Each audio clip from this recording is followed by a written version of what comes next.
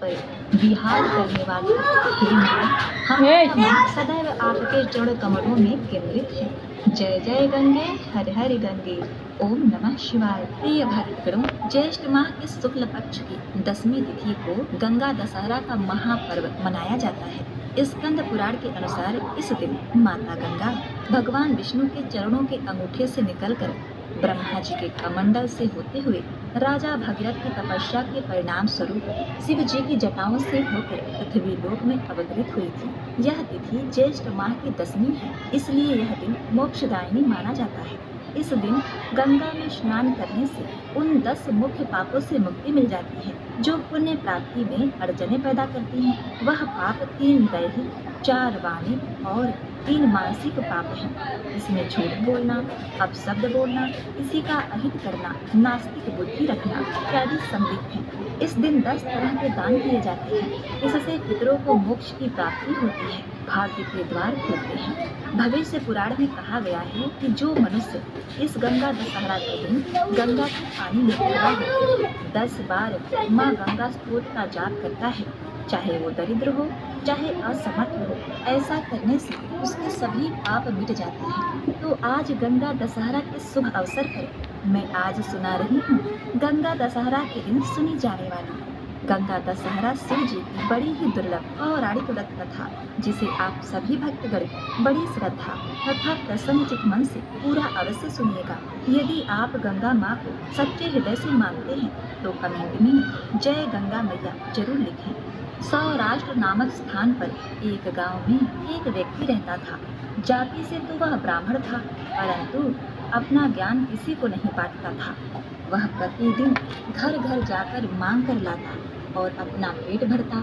जो शेष बचता उसे वह इकट्ठा कर कर रख जाता, किंतु कभी दान पुण्य नहीं करता। गंगा दशहरा के दिन गंगा में स्नान नहीं करता, कभी पूजा पाठ उपवास नहीं करता। कुत्ते और गाय को भी वह रोटी नहीं देता। समय बीतता गया, परंतु संचय करने की उसकी आदत में कोई बदलाव नहीं आया।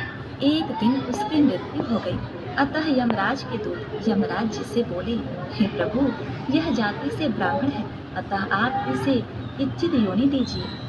वह बोले, इसने अपने जीवन में ना तो कभी अपना ज्ञान बांटा और ना ही कभी गंगा दशहरा के दिन दान पुण्य किया, ना ही गंगा में स्नान किया, केवल संचय करने का ध्यान रखता है, व्रत उपवास नहीं किए, इसे कुत्ते की योनि दे दो। प्रिय भक्तगणों, वह कुत्ता बनकर मृत्यु लोक में आ गया। भूख से तड़पता वह घर घर जाता और भोंकता, परंतु कोई उसे रोटी नहीं देता। भूख के कारण बिलखता हुआ मर गया। तब यमराज के दूत बोले, इसे तो किसी ने रोटी नहीं दी, बेचारा भूखा ही मर गया। तब यमराज जी बोले कि इसने पिछले जन्म में कभी भी भूखे को रोटी नहीं दी, इसीलिए इस जन्म में इसे रोटी नहीं मिली। इसके बाद उसे उड़ने वाले काले छोटे जीव की योनि दी गई, जो गोबर में रहकर उसकी गेंद बनाकर घूमता है। एक दिन एक भौरा उड़ता हुआ आया और उससे पूछा, तुम गोबर के गोले बनाकर क्या कर रहे हो? वह बोला, यही मेरा घर है, मैं इसमें ही रहता हूँ। भौरे ने कहा, मैंने तुम्हारा घर देख लिया, अब तुम मेरे घर चलो। वह बोला, मैं कैसे जा पाऊंगा, तुम तो ऊपर उड़कर चले जाओगे, मैं इतना उड़ नहीं सकता। भौरा अपने पंजों में पकड़कर उसे ले गया। एक सुंदर बाग में फूल पर बैठाकर बोला, देखो, ये मेरा घर है। उसने कहा, तुम्हारा घर बहुत ही सुंदर है, आज मैं यही रहूंगा।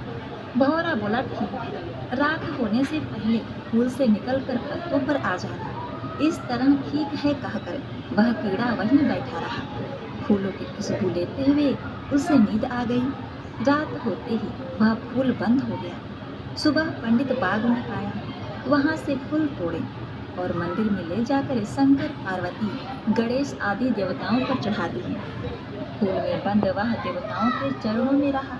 दूसरे दिन पंडित आया, पहले दिन के फूल उठा लिए और ताजे फूल चढ़ा दिए।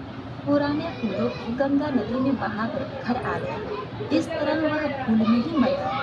अब धर्मराज जी ने इस बार उसे बंदर की योनि दी। बंदर पेड़ों पर उछलता जो भूखा खाकर पेट भर लेता। इसी प्रकार गंगा दशहरा के राजा की अपनी सखी सहेलियों के साथ बगीचे में भोजन आदि लेकर आई। उस दौरान उसका गंगा दशहरा का व्रत था, इसलिए सूर्यास्त होने के बाद भोजन करने के लिए पेड़ के नीचे बैठकर भोजन करना शुरू कर दिया। उसने एक रोटी गाय के लिए, एक रोटी कुत्ते के लिए निकाली। भोजन करने लगा तो बंदर इधर उधर से झपट्टा मारने लगा। रानी बोली, यह कैसा बंदर है जो व्रत भी नहीं